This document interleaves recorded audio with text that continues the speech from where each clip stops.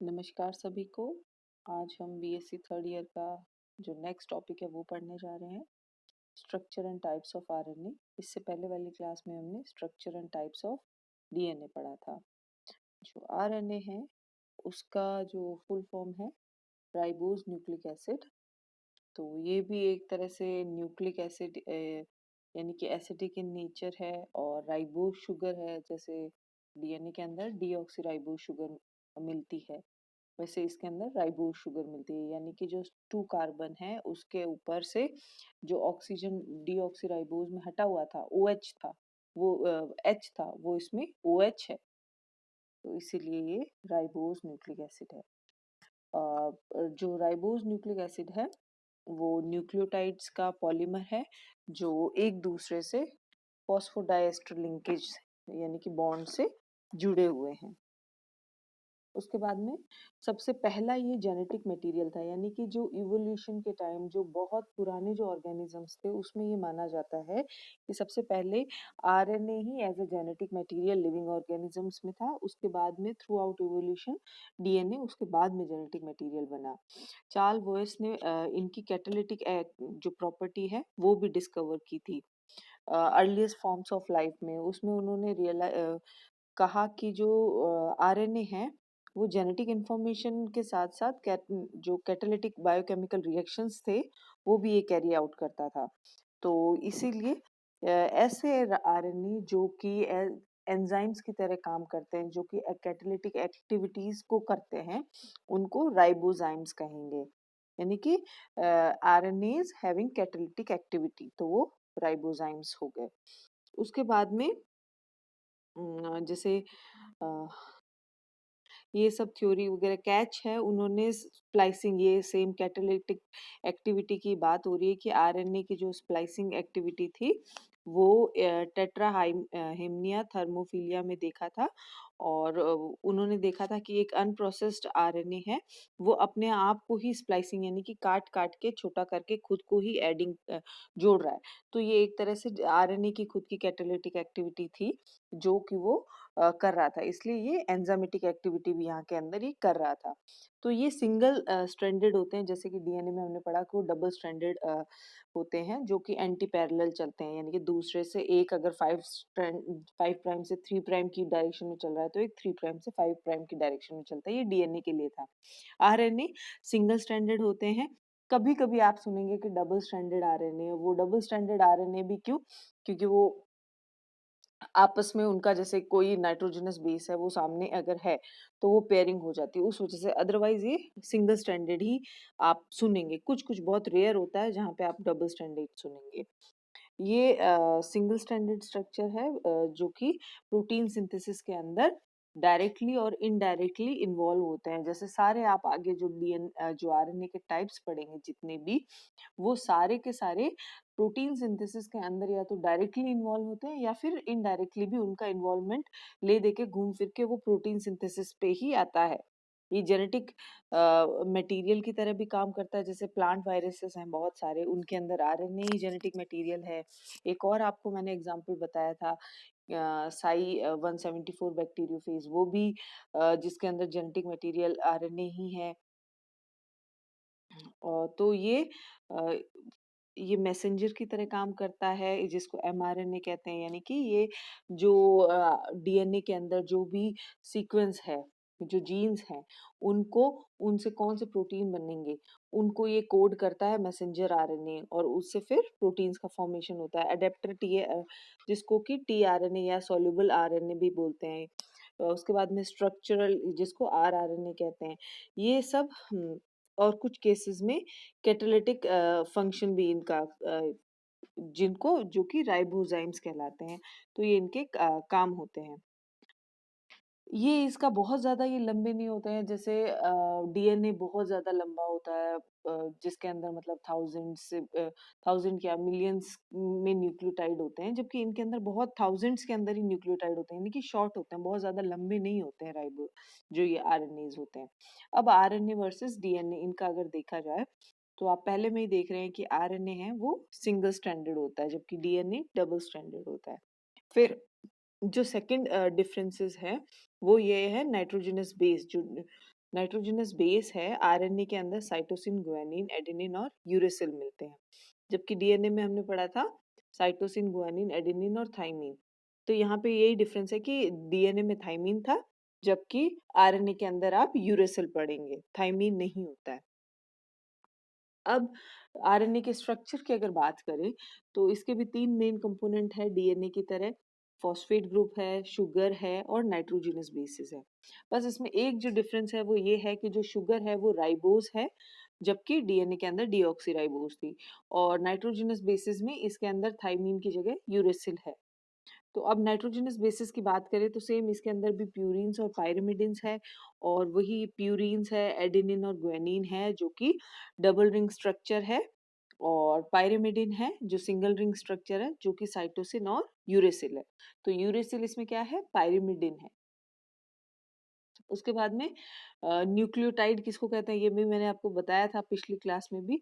फिर हम एक बार वापस इसको रिवाइज कर लेते हैं कि जब nitrogenous bases plus sugar plus phosphate group तीनों साथ में हो तो वो न्यूक्लियोटाइड होते हैं। जब सिर्फ बेस और जब शुगर हो, सिर्फ शुगर और बेस हो, तब वो न्यूक्लियोसाइड होते हैं। तो यहाँ पे ये न्यूक्लियोटाइड जो है दिखाया हुआ है कैसे फॉर्मेशन होता है न्यूक्लियोटाइड का, आरएनए के न्यूक्लियोटाइड का। वो वही बात है कि बेस और शुगर न्यूक्लियोसाइड है, जैसे एडिनिन और राइबोज शुगर है तो उसको एडिनोसिन कहेंगे। बेस शुगर और फॉस्फेट है तो वो न्यूक्लियोटाइड है, और उसका नाम जैसे एडिनोसिन मोनोफॉस्फेट अगर सिंगल फॉस्फेट ग्रुप है, डबल फॉस्फेट ग्रुप है तो एडिनोसिन डाइफॉस्फेट, वैसे ट्रिपल फॉस्फेट ग्रुप है तो एडिनोसिन ट्राइफॉस्फेट उसका नाम होगा।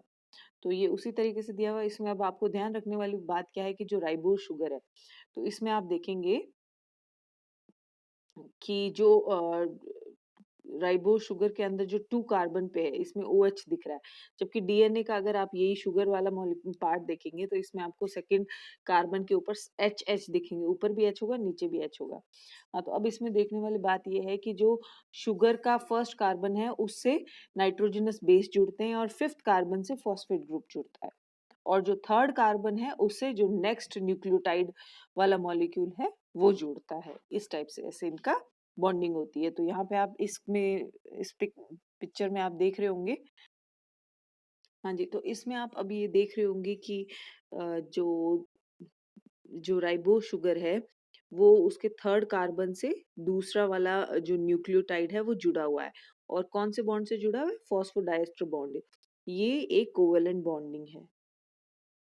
उसके बाद में ये यहाँ पे दिखाया हुआ है कि न्यूक्लियोटाइड क्या है और फॉस्फोडाइएस्टर बॉन्ड से कैसे जुड़े हुए हैं। तो ये जो बैकबोन बनती है, बैकबोन किसकी बनती है, शुगर और फॉस्फेट ग्रुप को मिला के बैकबोन बनती है इसकी। फिर हाइड्रोजन बॉन्डिंग के बारे में बताया हुआ है कि जो आरएनए है वैसे वो सिंगल स्ट्रैंडेड होता है, उसमें हाइड्रोजन बॉन्डिंग नहीं मिलती है, बट कुछ कुछ वायरसेस वगैरह के अंदर आपको डबल स्ट्रैंडेड आरएनए देखने को मिल जाएगा। तो ये जो डबल स्ट्रैंडेड होती है वो ये जो डबल स्टैंडर्ड बनता है ये हाइड्रोजन बॉन्डिंग के कारण ही बनता है। इसमें किसके जो बेस की पेयरिंग होती है, एडेनिन 2 हाइड्रोजन बॉन्ड बनाता है यूरेसिल के साथ, और ग्वानिन है वो 3 हाइड्रोजन बॉन्ड से साइटोसिन से जुड़ा हुआ होता है। अब डबल स्टैंडर्ड आरएनए कैसे कैसे बन सकता है कि या तो ये जैसे अपने आप में ही आरएनए जब फोल्ड बैक वापस से फोल्ड जब कॉम्प्लीमेंट्री बेसिस आपस में होते हैं तो उसके कारण उसकी फोल्डिंग होती है और वो हाइड्रोजन बॉन्डिंग बन जाती है। तो ये बेस सीक्वेंस के ऊपर डिपेंड करता है कि जैसे अगर सपोज बहुत सारे ए है और उसके सामने ही कॉम्प्लीमेंट्री यू है, सी है, उसके सामने जी है, तो वो आपस में ऐसे बेस पेयरिंग हो जाती है और इसलिए वो आपको डबल दिखाई देता है। तो ये डबल इनको स्ट्रैंड का या तो रूप देते हैं या फिर एक लूप जैसा भी इनके अंदर बनता है।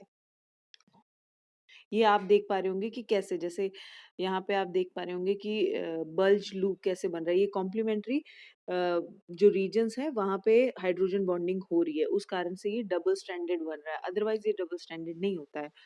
और जहाँ पे ये नॉन कॉम्प्लीमेंट्री रीजन है वहां पे ये लूप का फॉर्मेशन हो रहा है। तो ए में आप देख रहे हैं कि बल्ज आउट अलग से एक बाहर को निकला हुआ है, इसलिए बल्ज लूप है।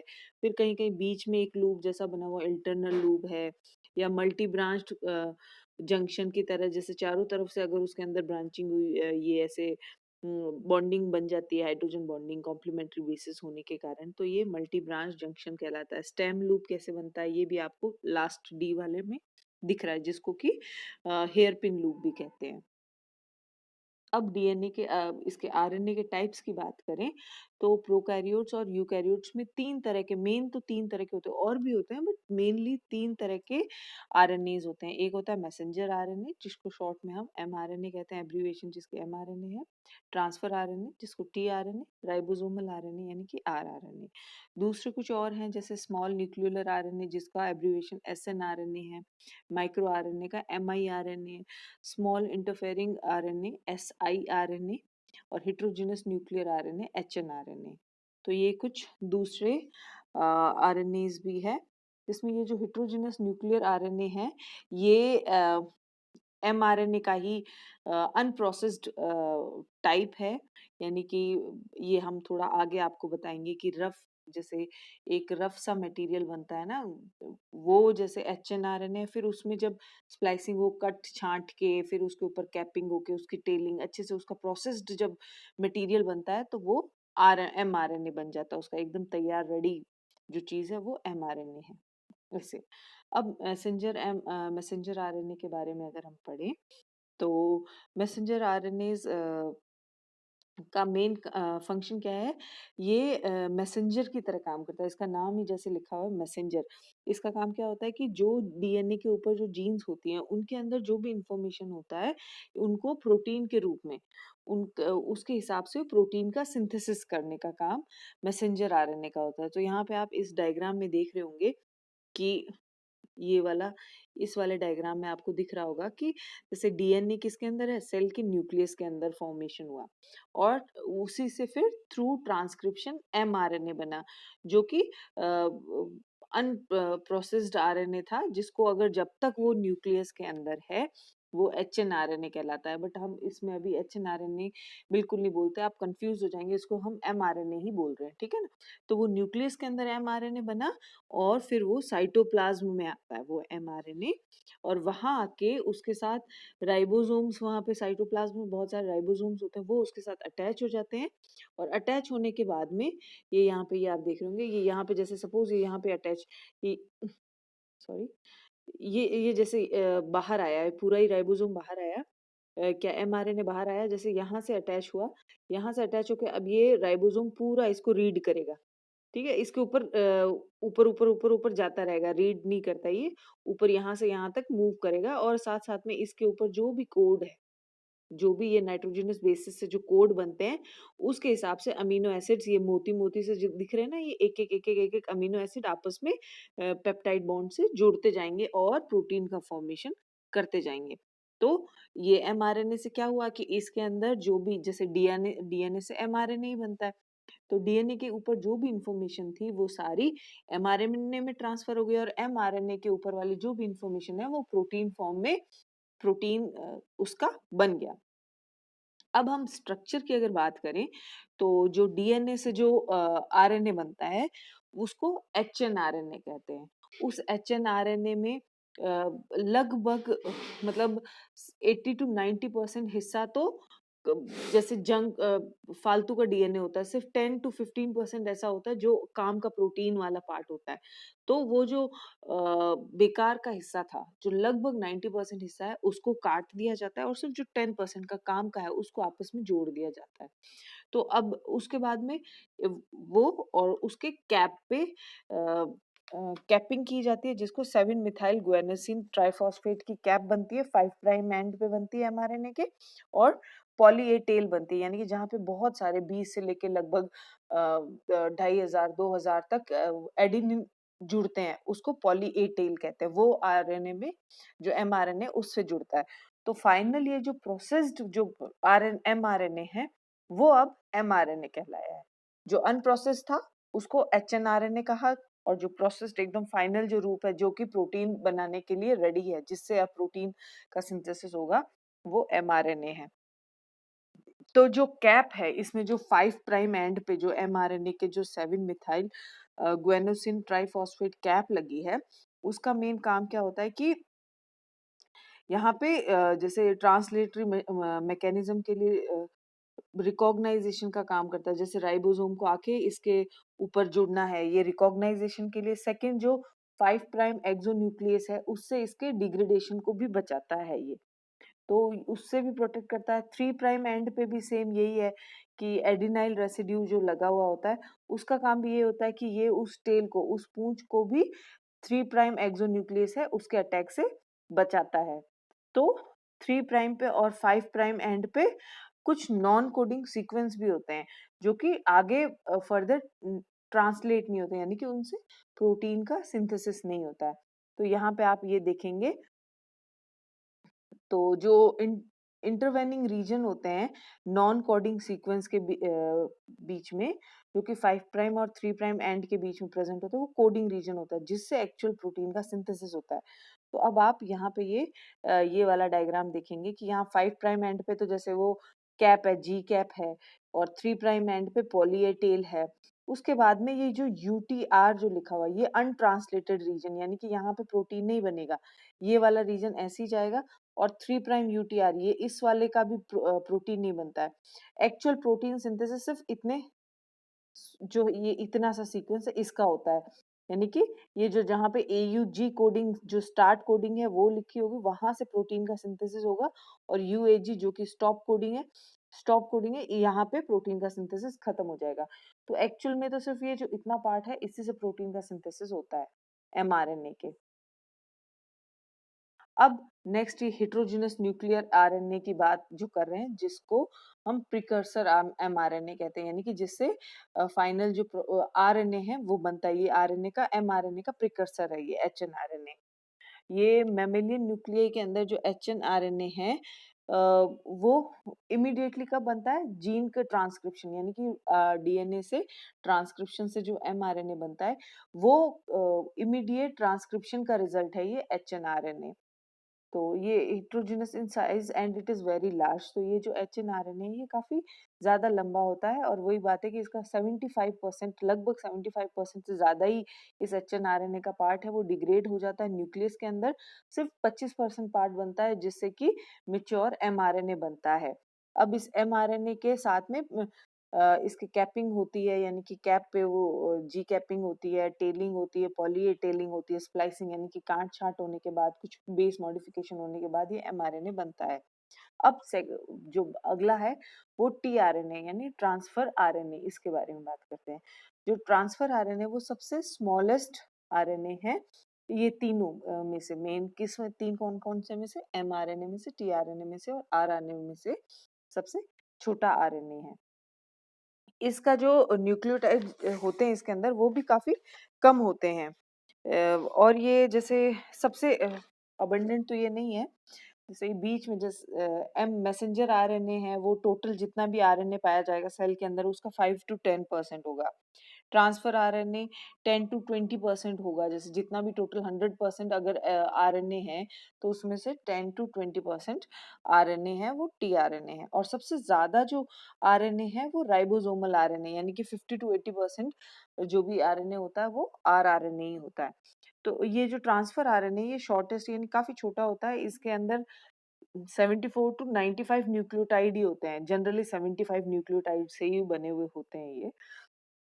इनका मेन काम क्या होता है कि जो mRNA है उसके ऊपर जो कोड लिखे हुए हैं उसके हिसाब से ये क्या करता है, उस कोड की रीडिंग करता है और अमीनो एसिड्स को पकड़ पकड़ के साइटोप्लाज्म में से लेके आता है।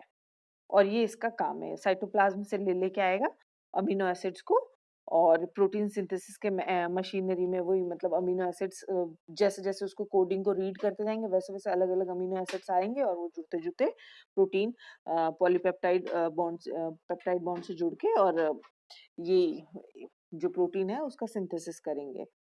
तो इसीलिए इनको एडेप्टर मॉलिक्यूल भी कहते हैं। क्यों? क्योंकि ये अडेप्टर की तरह काम करते हैं ट्रांसलेशन में, इसीलिए अडेप्टर मॉलिक्यूल है। तो कम से कम 20 तो टीआरएनए होते ही हैं, टीआरएनए की एटलीस्ट 20 स्पीसीज तो होती है, क्योंकि जो 20 अपने डिफरेंट टाइप के अमीनो एसिड्स होते हैं, 20 अमीनो एसिड्स हैं, तो उनको रिकॉग्नाइज करने के लिए अलग अलग तरह के टीआरएनए होते हैं। तो टीआरएनए एक ऐसा आरएनए, जैसे इससे पहले हमने बात की थी कि आरएनए के अंदर यूरेसिल होता है थाइमीन की जगह और डीएनए में थाइमीन होता है। तो ये जो टीआरएनए है ये एक तरह का एक्सेप्शन है, क्योंकि इसके अंदर आपको थाइमीन भी देखने को मिलेगा। तो ये एक्सेप्शन है कि आरएनएज में, टीआरएनए के अंदर न्यूक्लियोटाइड, जो न्यूक्लियोसाइड थाइमीन है वो आपको, थाइमिडीन है वो आपको देखने को मिलेगा। अब इसके स्ट्रक्चर, इसके अंदर स्ट्रक्चर में भी बहुत सारी वेरिएबिलिटी देखने को मिलती है, अलग-अलग स्ट्रक्चर से। प्राइमरी स्ट्रक्चर भी इसका, जो कि बहुत देखने को नहीं मिलता, ये बहुत रेयर ही है। और सेकेंडरी स्ट्रक्चर, टर्शियरी स्ट्रक्चर ये आपको ज़्यादा देखने को मिलते हैं। प्राइमरी स्ट्रक्चर तो वही है कि सिंगल स्ट्रैंडेड बना हुआ होता है, तो वो जो कि रेयर है, बहुत रेयर है, इसके अंदर देखने को इतना नहीं मिलता। सेकेंडरी स्ट्रक्चर इसके अंदर ज़्यादा देखने को मिलता है, जो कि ये आपको क्लोवर लीफ जो है, ये ये जो क्लोवर लीफ वाला आपको स्ट्रक्चर दिख रहा है, ये सेकेंडरी स्ट्रक्चर है। तो ये ऐसा जो स्ट्रक्चर है, ये बेस पेयरिंग की वजह से बना हुआ है। जो कॉम्प्लीमेंट्री बेसेस है वो आपस में ऐसे हाइड्रोजन बॉन्डिंग बना लेते हैं, और इस वजह से आपको इस टाइप से बेस पेयर देखने को मिल रहा है। हाँ जी, तो ये जो सेकेंडरी स्ट्रक्चर है उसके अंदर आपको बहुत सारे आर्म्स वगैरह देखने को मिलेंगे, जैसे एक्सेप्टर आर्म है। तो ये आपकी एक्सेप्टर आर्म है, जहाँ पे अमीनो एसिड, एक्चुअल में यहाँ पे अमीनो एसिड अटैच होता है। फिर उसके बाद में एंटीकोडोन, ये जो आर्म है यहाँ पे जैसे एमआरएनए है, ये एमआरएनए के जो 3 कोड्स हैं यहाँ पे जो लगे हुए हैं, उसके ही सेम ये एंटीकोडोन, यहाँ पे कॉम्प्लीमेंट्री कोड्स वो यहाँ पे लगे होंगे। ये जो 3 आपको डॉट दिख रहे हैं ना, ये, और जिससे ये रिकॉग्नाइज करता है एक्चुअल में एमआरएनए को। तो ये एंटीकोडोन आर्म है। फिर डीएचयू आर्म, जिसको डाईहाइड्रो यूरेसिल आर्म कहेंगे। उसके बाद में टी साई सी आर्म, जिसमें thymidine pseudo uridine cytosine arm है। फिर एक एक्स्ट्रा आर्म है, एक्स्ट्रा आर्म ये वाली, जो ये की वेरिएबल आर्म है, जिसके अंदर जो न्यूक्लियोटाइड्स हैं वो कम ज्यादा होते रहते हैं। किसी में 2-3 न्यूक्लियोटाइड्स मिलेंगे, 2-3 न्यूक्लियोटाइड्स की आर्म होगी, कोई जैसे 12-13 न्यूक्लियोटाइड्स की आर्म होंगी। तो ये वाली वेरिएबल आर्म या एक्स्ट्रा आर्म कहलाती है।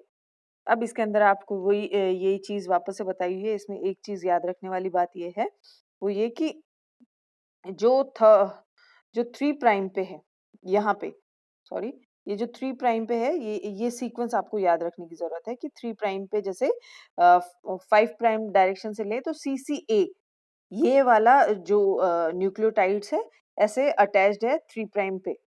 तो ये चीज़ यहाँ पे ध्यान रखने की है। बाकी हमने जो डिस्कस इससे पहले वाले में कर लिया है ना।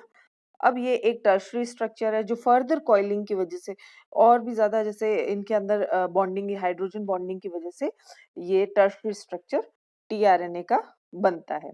अब राइबोसोमल आरएनए की अगर बात करें, तो सबसे अबंडेंट, यानी कि सबसे ज़्यादा कोई आरएनए है तो वो राइबोसोमल आरएनए है सेल्स के अंदर।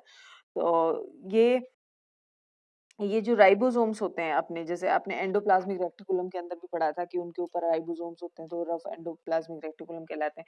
तो ये जो राइबोसोम्स है, उनका मेन जो स्ट्रक्चर है वो आरएनए और कुछ प्रोटीन्स मिलके ये राइबोसोम्स का फॉर्मेशन करते हैं।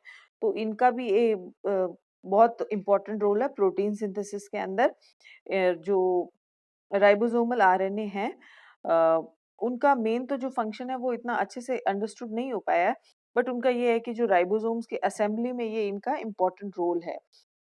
जैसे राइबोसोम्स है, 80s राइबोसोम्स होते हैं अपने प्रोकैरियोट यूकैरियोट्स के अंदर। तो जो 88s होते हैं उसमें जो बड़ी वाली सब यूनिट है वो 60s की होती है, छोटी वाली जैसे 40s की यूनिट होती है। तो जो 60s सब यूनिट होती है उसके अंदर 28 sRNA, 5 sRNA, 5.8 sRNA, ये सब यूनिट्स प्रेजेंट होती है। और जो 40 sRNA है उसके अंदर 18 sRNA सब यूनिट प्रेजेंट होती है, और बाकी का प्रोटीन होता है उनके अंदर। तो अ, तो इसके अंदर 2 सब यूनिट होती है, ये भी हमारी बात हो गई है। नेक्स्ट है कि कुछ और भी आपको इन आरएनएस, जो ये 3 आरएनए हमने बात की है, एमआर और टीआरएनए, इनके अलावा भी कुछ और आरआरएनएस देखने को मिलते हैं। वो है जैसे स्मॉल न्यूक्लियर आरएनए, जिसको एसएनआरएनए भी कहते हैं। इसका मेन काम होता है एमआरएनए की स्प्लाइसिंग, यानी कि जो एचएनआरएनए हमने पढ़ा था, जो कि प्रिकर्सर था एमआरएनए का, जो कि डायरेक्टली डीएनए से बनता है, वो एचएनआरएनए था। उसको जब हम काट-छाँट करके जो प्रॉपर एमआरएनए बनाते हैं, उसमें यानी कि स्प्लाइसिंग करने में ये उसका काम है एसएनआरएनए का, और वापस उनको जोड़ने वगैरह का काम एसएनआरएनए। उसके बाद स्मॉल न्यूक्लियर आरएनए, जिसको एसएनओ स्नो आरएनए भी कहते हैं। तो ये राइबोसोमल जो राइबोसोमल आरएनए है, उसके मॉडिफिकेशंस में ये करता है। उसके बाद में माइक्रो आरएनए या फिर शॉर्ट इंटरफेरिंग आरएनए, इनका काम जो जीन एक्सप्रेशन के रेगुलेशन को देखने में करने में आता है। अब जो आगे का है वो कि डिफरेंसेस पढ़ना आरएनए और डीएनए के बीच में। तो जो सबसे पहला डिफरेंस वो यही है कि जो जो आरएनए है वो सिंगल स्ट्रैंडेड होते हैं, जो डीएनए होते हैं वो डबल स्ट्रैंड होते हैं। जो आरएनए कुछ एक्सेप्शंस जैसे बात की कि जब कॉम्प्लीमेंट्री बेसेस आपस में होते हैं तो तब वो वहाँ पे लूप जैसा बना देते हैं और वो आपको डबल स्ट्रैंडेड दिखता है, बट एक्चुअल में आरएनए सिंगल स्ट्रैंडेड ही होता है। इनके अंदर राइबोज है, वो मेन शुगर जो है वो राइबोज होती है, जबकि डीएनए के अंदर डीऑक्सीराइबोज होती है। इनके अंदर जो पाइरिमिडीन में थाइमीन है वो नहीं होता है, सिर्फ टीआरएनए के अंदर आपको थाइमीन देखने को मिलेगा, अदरवाइज एमआरएनए, आरआरएनए या बाकी के जो स्मॉल आरएनए उनके अंदर आपको थाइमीन देखने को नहीं मिलता है। जबकि डीएनए के अंदर थाइमीन होता है, यूरेसिल नहीं देखा जाता है। इसके अंदर जो आरएनए है उनको वो चारगफ रूल फॉलो नहीं करती हैं, जबकि डीएनए है वो चारगफ रूल फॉलो करती हैं, जिसका क्या मतलब है कि जो प्यूरिन्स हैं वो हमेशा पायरिमिडीन के इक्वल होगी, यानी कि एडेनिन थाइमीन के इक्वल होगी, और ग्वानिन है वो साइटोसिन की इक्वल होगी।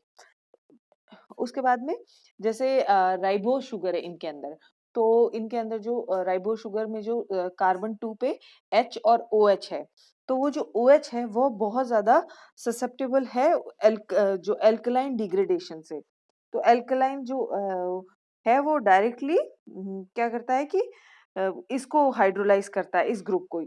तो इस कारण से ये बहुत जल्दी डिस्ट्रॉय हो जाता है, जबकि डीएनए के अंदर सेकंड कार्बन पे OH है ही नहीं, सिर्फ H ही है। तो ये एल्कलाइन रिएक्शन से रेजिस्ट कर जाता है। तो ये स्टेबल मॉलिक्यूल है, तो इसीलिए 6 में ये लिखा हुआ है कि ये लेस स्टेबल है, ये बहुत कम टाइम के लिए भी रहता है, जल्दी से डिग्रेड हो जाता है। तो उसका डिग्रेड होने का एक रीजन यही है, जो अभी बताया, एल्कलाइन ससेप्टेबल है, जबकि डीएनए काफी स्टेबल है। उसके बाद में जो आरएनए है वो ज्यादातर साइटोप्लाज्मिक होते हैं, कुछ एक बहुत कम जैसे प्रेजेंट होते हैं न्यूक्लियस के अंदर भी, जैसे प्राइमरी ट्रांसक्रिप्ट्स और स्मॉल न्यूक्लियर आरएनए, ये थोड़े न्यूक्लियस के अंदर होते हैं, जबकि जो डीएनए है वो मेनली न्यूक्लियस के अंदर ही होता है। साइटोप्लाज्म के अंदर अगर मिल रहा है तो वो माइटोकॉन्ड्रिया या प्लास्टिड के अंदर है डीएनए, वो वाला मिलता है। उसके बाद में ये जो आरएनए होते हैं वो काफी छोटे होते हैं, जैसे इनमें ज्यादातर जो बेस पेयर्स 100 से 5000 तक की आपको साइज देखने को मिलेगा, जबकि जो डीएनए है वो बहुत ज्यादा आपको लंबे, यानी कि मिलियंस में आपको बेस पेयर्स इसके अंदर देखने को मिलेंगे। उसके बाद में ये जो यहाँ पे बहुत अलग अलग तरीके के आरएनए हमने पढ़े, जैसे mRNA, rRNA, tRNA, snRNA, siRNA, miRNA, hnRNA, तो ये सब इनका सबका अलग-अलग फंक्शन है, जबकि डीएनए सिर्फ एक ही तरह का होता है, और इनका काम है स्टोरेज और ट्रांसफर ऑफ जेनेटिक इंफॉर्मेशन। इनका कोई अलग-अलग काम नहीं बांटा हुआ है।